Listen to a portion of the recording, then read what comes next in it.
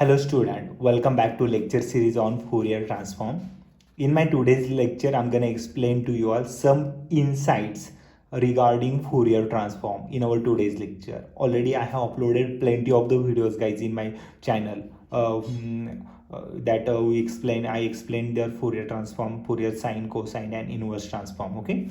So in my today's lecture, I'm going to explain to you all Fourier transform and some insights, some of the important points regarding Fourier transform, some formulas that how can we remember it for our preparation. Okay, that one I will explain here in my today's lecture. Okay, so let's get started our today's lecture with the Fourier series. Okay, yes, so now see that Fourier transform. Okay, so Fourier transform we define over the periodic function. Okay, so Fourier transform we define over the periodic function. So let me define Fourier series first. Okay, Fourier series. Fourier series I'm going to define over here Fourier series. Okay, yes, so Fourier series it can be defined over the periodic function. Okay, so function need to be the periodic for defining Fourier series. Okay, so let's consider small f of x is the function. Okay, small f of x is the function and is the periodic function. Okay, is the periodic function, is the periodic function of a period. Okay, of a period 2 times capital L. Okay, so I consider period 2 times capital L. Okay, with the period 2 times capital L.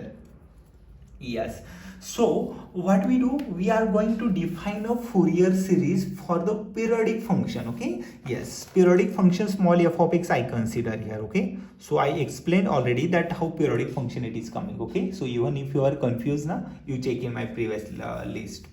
Okay, yes, so now see that, so we take first a naught by 2. Okay, plus. Okay, so we take a naught by 2 plus series n running from 1 to infinity, series n running from 1 to infinity, an cos n pi x by L plus bn sin n pi x by L. Okay, an cos n pi x divided by L plus bn sin n pi x divided by L. Okay, this one we define it as the Fourier series. Okay, this one we define it as the Fourier series. It is helpful for finding the Fourier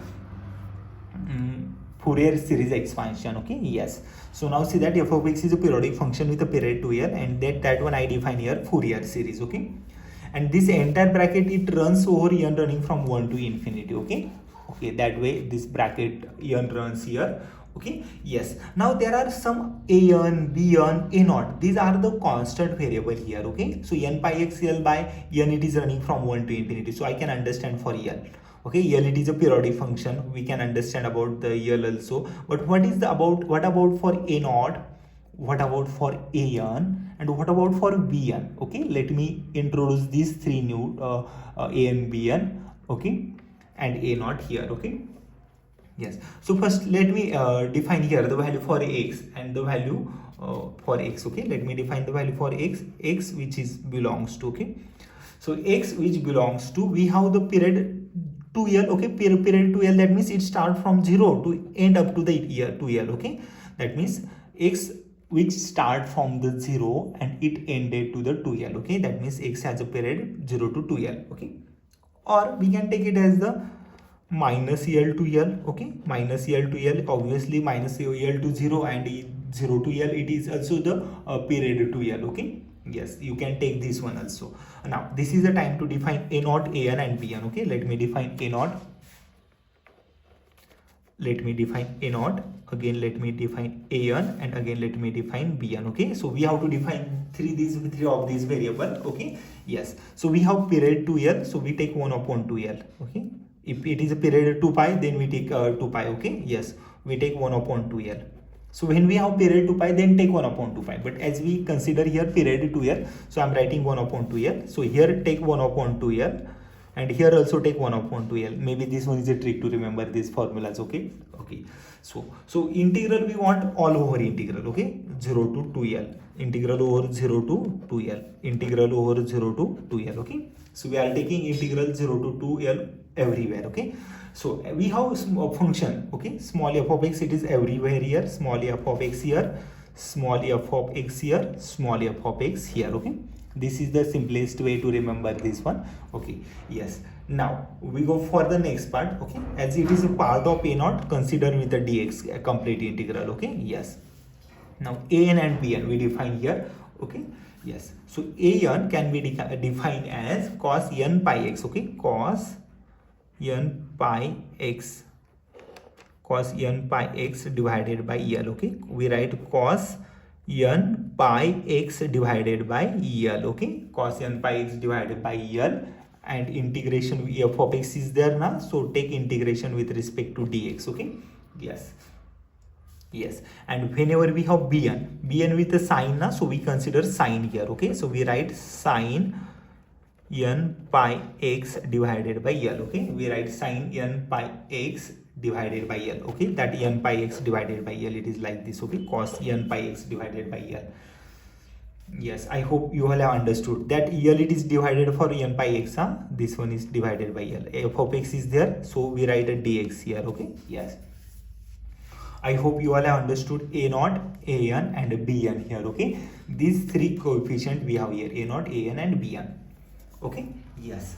So now let me explain why we define Fourier transform and what is the use of a Fourier transform or its inverse Fourier transform. Okay, yes. So whenever we have small f of x, okay, so when we apply Fourier transform on it, okay, when we apply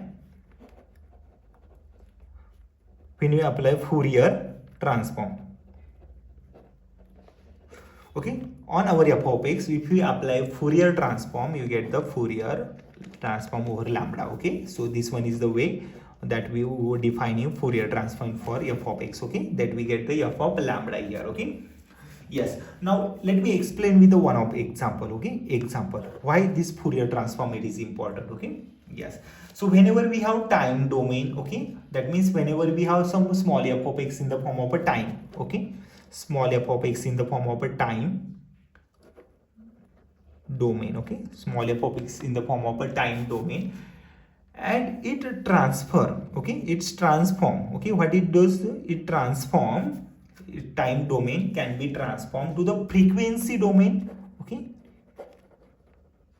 frequency domain. So remember always whenever we have time domain, so that Fourier transform what actually do, that Fourier transform does transform frequency into the frequency domain. Okay, yes. But in mathematical mathematical formation, what is the use of a Fourier transform? Okay, so whenever we have f of x is a continuous function, okay, let me explain with the mathematical language. Okay, so the f of x is continuous function. Okay, you already learned about the definition of a continuous function. Okay, yes. So when f of x is a continuous function, okay, whenever f of x is a continuous function, we apply Fourier transform. Okay, we apply Fourier transform. For what purpose we apply? Okay, whenever f of x is a continuous function, so we apply Fourier transform. For what purpose? When our partial differential equation, okay, or just for solving partial differential equation. Okay, for solving partial differential equation we apply Fourier transform. Okay, second, one more use. Okay, or we apply for solving integral equation, solving, okay, integral equation. Okay, for solving partial differential equation and solving integral equation we apply Fourier transform. Okay, yes. So always remember that whenever function is a continuous function, so we apply Fourier transform for solving partial differential equation or solving integral equation. So you will get the question on your question paper, solve the integral equation, solve the partial differential equation, so you have to apply Fourier transform there. Okay, yes. So after Fourier transform, we have one more concept here. Okay, one more concept in our Fourier transform, which is a Z transform. Okay, we have one more concept which is a Z transform. So I'm going to explain to you all what actually we use Z transform. Just need to understand that concept only. Okay, Z transform. Okay, so whenever we have given function, it is a discrete valued function. Okay, consider that small f of k. Okay, consider that f of k is, okay, f of k is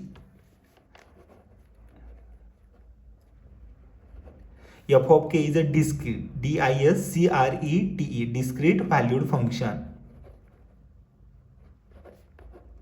Whenever we have f of k is a discrete valued function, okay, so we apply z transform. So we apply z transform over here to solve differential equation. Okay, so we apply z transform to solve differential equation. Okay, to solve differential equation we apply z transform. Okay, so in the subsequent part of z transform we have inverse z transform also there. Okay, okay, so z transform, whenever we have f of k is a discrete valued function, and to solve this discrete valued function we apply z transform, okay, to solve differential equation.